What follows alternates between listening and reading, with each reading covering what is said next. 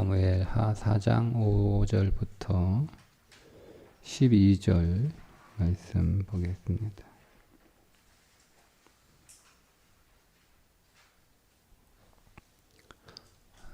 함께 읽습니다. 부에롯 사람 림몬의 아들 레갑과 바하나가 행하여 볕이 쬐을 때 즈음에 이스보셋의 집에 이르니 마침 저가 낮잠을 자는지라. 레갑과 그 형제 바하나가 밀을 가지러 원취하고 집 가운데로 들어가서 그 배를 찌르고 도망하였더라. 저희가 집에 들어가니 이스보셋이 침실에서 상 위에 누웠는지라.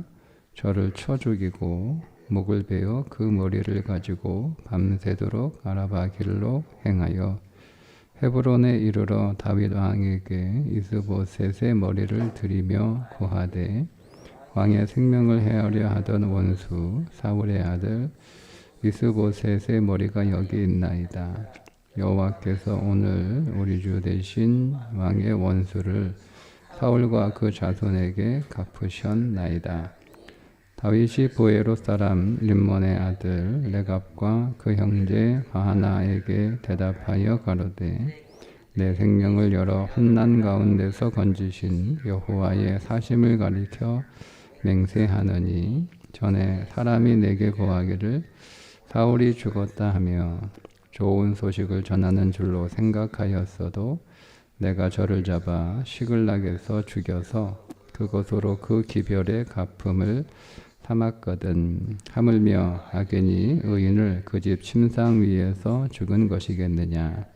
그런즉 내가 저의 피 흘린 죄를 너희에게 갚아서 너희를 이 땅에서 없이 하지 아니하겠느냐 하고 소년들을 명하매 곧 저희를 죽이고 수족을 베어 헤브론 목가에 메어 달고 이스보셋의 머리를 가져다가 헤브론에서 아브넬의 무덤에 장사하였더라.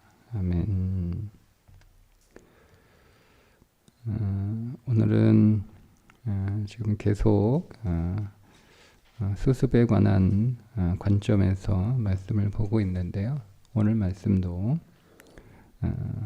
이어지는 관점을 그대로 받아서 우리가 우리의 인생의 일들을 제대로 수습하지 않았을 때 어떤 결과를 맞이하게 되는가를 오늘 부에롯 사람의 두 형제가 이스보셋을 살해하는 그 내용을 통해서 함께 묵상해 보려고 합니다.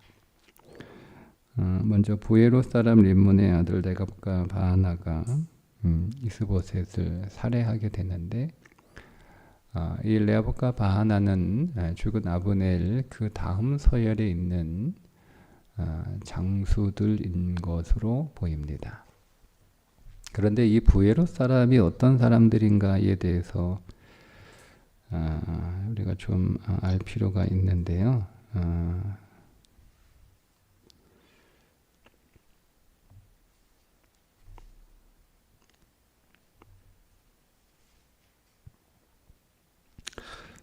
우리가 어제 읽었던 4장 3절에 보면 부에롯 사람들에 대한 아주 짤막한 설명이 나옵니다. 일찍이 부에롯 사람들이 깃다임으로 도망하여 오늘까지 거기에 우거함이더라.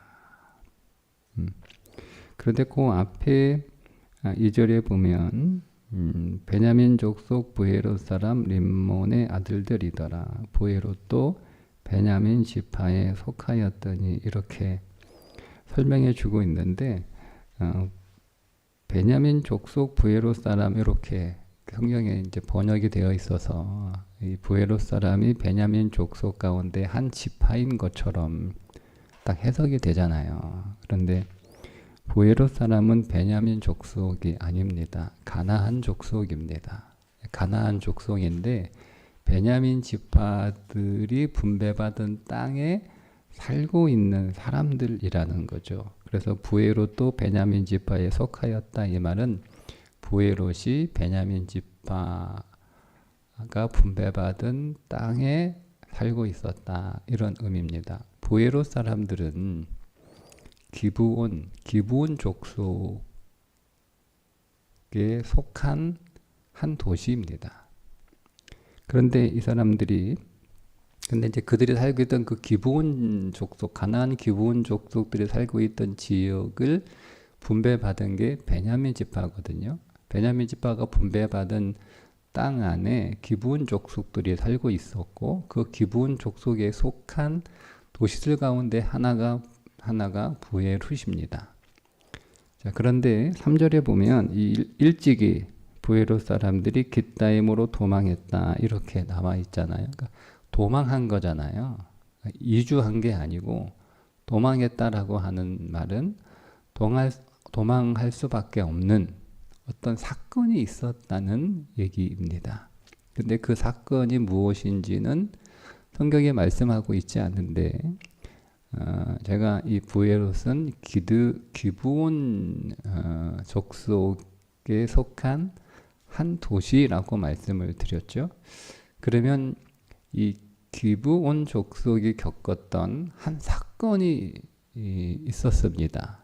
그게 사울이 기브온 족속을 살해하는 사건이 일어납니다. 그 사건은 후에 이것이 문제가 돼서 기근이 계속 생기니까 다윗이 하나님 앞에 묻잖아요. 하나님 어쩐 일로 계속 기근이 비가 안 옵니까? 그러니까 사울과 기브온 족속 사이에 이 문제가 해결되지 않았기 때문에 내가 비를 내리지 않는 거다라고 하는 하나님의 답을 듣게 되고 그건 이제 기브온 족속을 불러가지고 도대체 무슨 문제가 있냐라고 물어보니까 과거 사울이 자기 족속을 무참하게 살해한 사건에 대한 얘기를 꺼내잖아요. 그래서 이제 다윗이 그 문제를 해결합니다. 그게 사무엘 하 21장에 나오는 내용이에요. 그러니까 사무엘상 21장에서 언급되고 있는 사울과 기브온 족속 사이에 한 사건이 있었단 말이에요.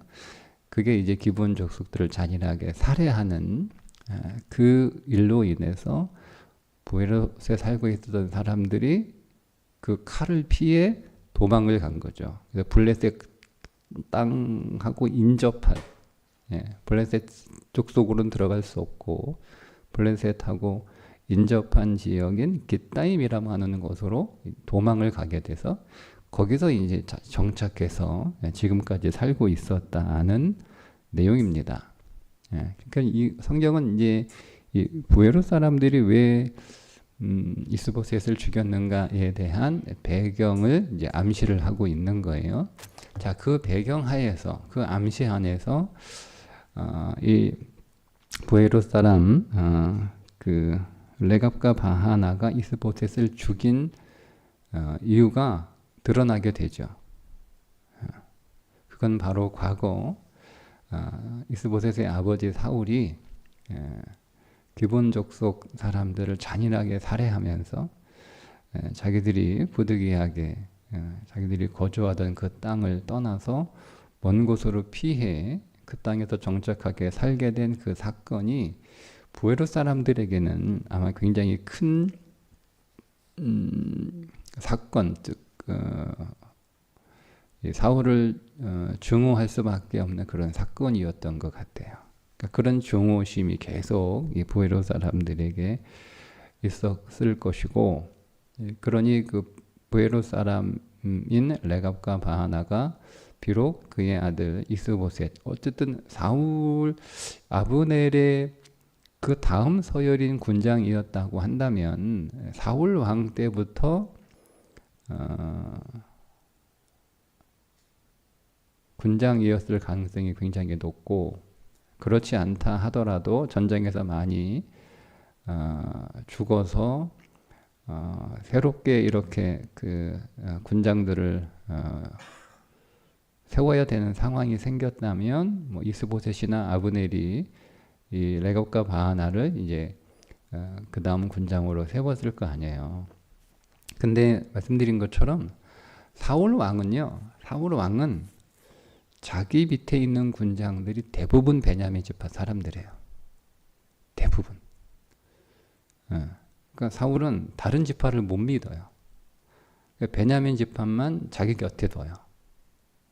그런데 이스보셋에 와서는 베냐민 지파가 아닌 이방족, 그러니까 그 베냐민 족속들이잖아요. 이 부에롯 사람들은 베냐민 지파가 아닌 다른 그 지파. 근데 이 사람들은 부에롯 사람들이니까 가나안 족속의 배경을 가지고 있는 사람들을 자기를 지키고 호위하는 그 아브넬 다음의 군장들로 세웠다는 이야기잖아요. 아마 이스보셋이 그렇게 세웠던 것 같아요.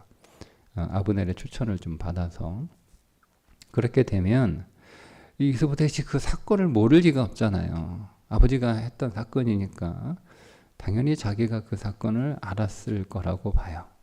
그렇다면 일단은 현재 이스보셋의 형편이 아버지처럼 베냐민 지파 사람들을 자신의 군장으로 쓸 만큼 베냐민 지파에 그럴 만한 군장의 사람들이 없었다는 이야기이고, 그래서 부득이하게 이 기본 실력이 뛰어나지만 그러나 기본 족속이었던 이 레갑과 바하나를 자신을 호위하는 군장으로 세울 수밖에 없었는데, 그렇게 세운 것으로 문제가 수습되는 건 아니잖아요. 나한테 어떤 악감정을 가지고 있는 사람이, 나한테 어떤 상처와 나한테 어떤 아픔을, 어떤 감정을 가지고 있는 사람이 있는데 근데 그 사람한테 내가 어떤 큰 자리를 주었다고 해서 여러분 그게 그 감정이 해결되는 건 아닌데 보통 그렇게 생각을 합니다. 관계를 회복하고 수습하기 위해서는 선명하고 분명한 그런 일처리가 있어야 되는데 그렇게 하지 않는 거죠. 그러니까 우리 아버지 때 기본 족속이 크게 학살을 당하는 사건이 있었는데 아버지가 돌아가셔서 아버지가 매듭을 짓지 못하고 돌아가셨지만 근데 아버지가 지금 안 계시니 내가 사과하고 내가 미안하다 이런 수습이 없었다는 거예요. 만약 그게 있었으면 그래도 아들은 다르구나. 그러니까 우리가 사과를 받았다. 자기들이 대표는 아니지만 어쨌든 그래도 그런 감정이 좀 풀어졌을 텐데 그런 수습을 이스보셋이 하지 않았다는 거죠.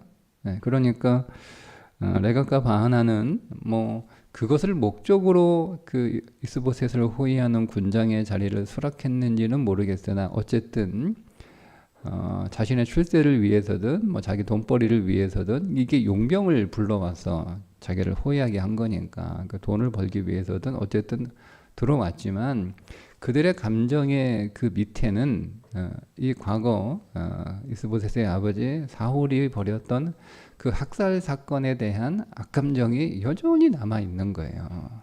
그러니까 지금은 어쩔 수 없이 내가 나의 현실과 나의 상황 때문에 이 일을 하고 있기는 하지만 이 일이 사라지게 될 때 내가 더 이상 이스보셋과 뭔가 이익의 관계가 이제는 필요가 없어질 때 그러면 이제 그 감정이 드러나게 되는 거잖아요. 그게 이제 아브넬이 죽는 사건이에요. 더 이상 아브넬이 죽은 이상 이스보셋은 이제는 어차피 아브넬 때부터 아무것도 아닌 그저 이름뿐인 사람이었으니까 아브넬이 죽은 이상 이제 더 이상 이 레갑과 바하나는 이스보셋 곁에 있을 이유가 하나도 없는 것이고 그러니까 이제 과거 자기들이 당했던 그 복수를 이제 그 아버지는 죽었으니까 그 아들에게 하는 거죠.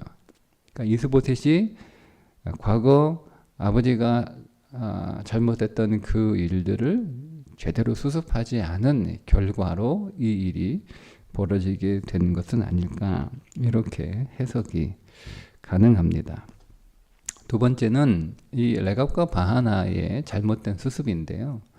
레갑과 바하나가 아브넬 밑에서 이스보셋을 이렇게 호위하고 있는 군장의 일을 하고 있었던 상황에서 자기들을 영입했던 아브넬이 죽었단 말이에요. 그리고 아브넬은 북부 지파 이스라엘의 실질적인 권력자이고 이제 그 아브넬에 의해서 북부 지파가 이렇게 유지되고 있는 상황에서 아브넬이 죽었단 말이에요. 그럼 아브넬이 딱 죽고 나니까 그 나라는 이제 지도자가 없는 거잖아요. 그 북부 지파 사람들이 이끌어갈 수 있는 지도자가 없단 말이에요. 이스보셋은 그 자격이나 그 실력이 안 되는 사람이고, 그러니까 이제 이 레갑과 바하나가 자신들에게 처한 그 상황을 수습을 해야 되는 거예요. 예, 자기가 처한 상황. 아브넬이 죽었어. 이스보셋은 이 나라를 이끌어갈 수 있는 지도력을 갖고 있지는 않아. 그러면 어떻게 해야 되나라고 자기에게 처해진 이 불리한 상황들을 잘 수습하려고 하는 그런 지혜가 또 그런 노력들을 했어야 되는데 어떤 쪽으로 수습을 했냐면 나한테 가장 유리한 게 뭔가, 나한테 이익이 되는 게 뭔가라고 하는 방향으로 수습을 합니다. 그게 이스보셋을 죽이고 그의 목을 가져가 다윗에게 가는 거예요. 그러면 다윗이 이스보셋을 죽인 자기들을 과거 아말렉 청년이 사울을 죽이지 않았음에도 불구하고 마치 자기가 사울을 죽인 것처럼 꾸며서 다윗에게 사울이 가지고 있었던 물건들을 가지고 가면 자기를 칭찬해 줄 줄 알고 이번에 똑같이 이스보셋을 우리가 죽이고 그의 목을 가지고 가면 다윗이 우리에게 상을 내릴 것이다. 그러면 다윗 휘하에서 다윗을 호위하는 그런 군장 자리 하나 주지 않겠는가.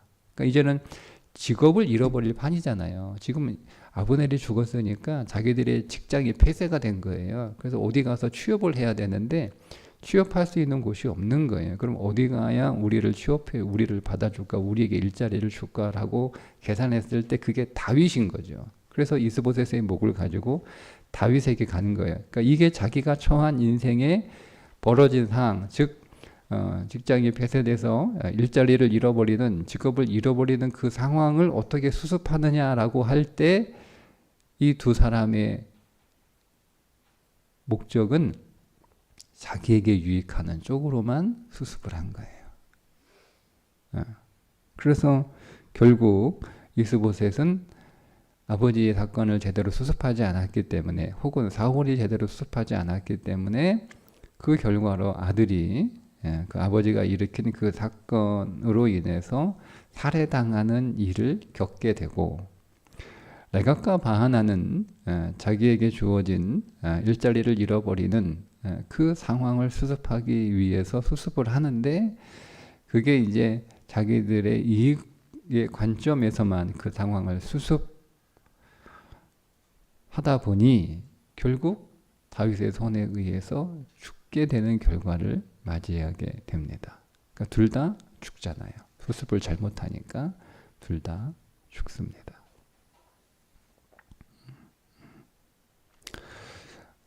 여러분, 이렇게 오늘 우리가 우리의 인생에서 주어진 여러 가지 사건들에 발생했던 문제들을 우리가 잘 수습하는 게 중요하다는 거예요. 그냥 이렇게 삶은 그냥 이렇게 대충 얼버무려서 이렇게 넘어갈 수 있는 게 아니에요. 우리가 우리에게 주어진 삶을 하루하루 성실하게 살아가야 되는 이유 가운데 하나가 바로 여기에 있습니다. 우리는 우리에게 주어진 삶을 최선을 다해서 하나님 나라로 잘 이렇게 가꾸어 가는 믿음의 태도가 필요하는 거예요. 하나님 나라는 어느 날 하루아침에 지어지는 게 아니잖아요. 이제 우리가 에스라에서도 봤지만 포로에서 귀환한 사람들이 무너진 성전을 다시 세우는데 실질적인 건축 기간은 4년에 불과하지만, 그러나 건축 시작부터 성전을 짓기까지의 총 소요했던 시간은 20년이라고 하는 시간이 걸리잖아요. 성전은 건물로서의 성전도 그것을 짓는데 많은 시간이 필요해요. 첫 번째 성전인 솔로몬 성전도 솔로몬이 뚝딱 지은 건 아니잖아요. 아버지 다윗이 그 성전을 지을 수 있도록 다 준비하는 시간까지 다 계산을 하면 다윗이 그 성전을 짓겠다고 하나님 앞에 기도하고 또 하나님의 허락을 받고, 그러나 네가 짓지 못하고 내 아들이 짓게 하겠다라고 하는 그 말씀으로 인해서 다윗이 아들이 지을 수 있도록 준비를 다 하는 그 다윗과 솔로몬, 다윗이 성전을 성짓기 위하여 준비하는 시간과 솔로몬이 성전을 짓는 데 걸린 시간, 이게 수십 년이잖아요. 10년이 넘잖아요.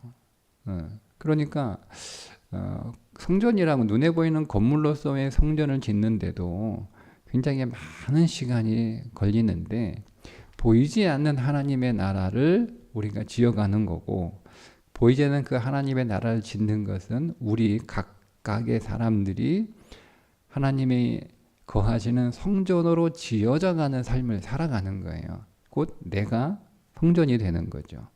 내가 성전이 되는 삶을 우리가 늘 살아가는 것이 하나님 나라를 지어가는 삶이에요. 그런데 내 자신이 성전이 되는 게 하루아침에 뚝딱 성전이 되는 건 아니잖아요. 우리가 중생하여 그리스도 안에서 새로운 피조물이 되는 그날부터 우리는 비로소 그리스도가 우리 안에서 내주하시고 역사하시는 그런 성전으로 계속 지어져 가는 삶을 살아가는 거니까, 우리가 매일매일의 삶이 그렇게 벽돌 한 장 한 장 한 장 이렇게 올리는 삶을 살아야 되거든요.